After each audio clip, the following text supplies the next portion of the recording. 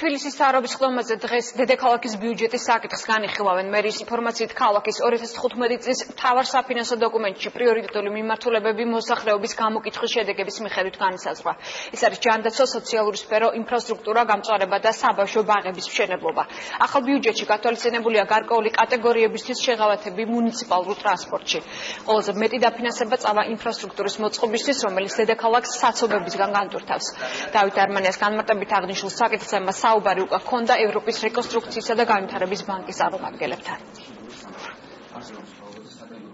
ბიუჯეტის ძირითადი პრიორიტეტებია პირველ რიგში ჯანდაცვის და სოციალური უზრუნველყოფის გაუმჯობესება, დედაქალაქში ეკოლოგიური მდგომარეობის მოწესრიგება და გამწვანება, ასევე საბავშვო ბაღებში არსებული მდგომარეობის გაუმჯობესება და დამატებით ახალი საბავშვო ბაღების გახსნა და ასევე მუნიციპალური ინფრასტრუქტურის მოდერნიზაცია. დაწყებულია რამოდენიმე ბაღის მშენებლობა და გაგრძელდება ეს პროცესი 2015 წელს და 2015 წლის ბოლოსთვის ჩვენ მივიღებთ 8 ახალ ბაღს აშენებთ. გარდა ამისა, პერმანენტულ რეჟიმში მიმდინარეობს საბავშვო ბაღების რეაბილიტაციის პროცესი, რომელიც ასევე გაგრძელდება 2015 წელს და ჩვენ ამ ღონისძიებებით მივიღებთ დამატებით 4000 აღსაზრდელის, ასე ვთქვათ, ახალ ადგილს.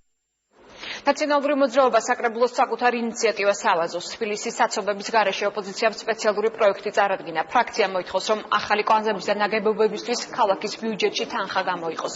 პროექტის პრეზენტაცია დღეს საკრებულოში გაიმართა. საუბარია თბილისის შემოვლითი რკინიგზის მშენებლობის დასრულებაზე და მარშალ გელოვანისა და სამტრედიის ქუჩების დამაკავშირებელი ხიდის პროექტზე.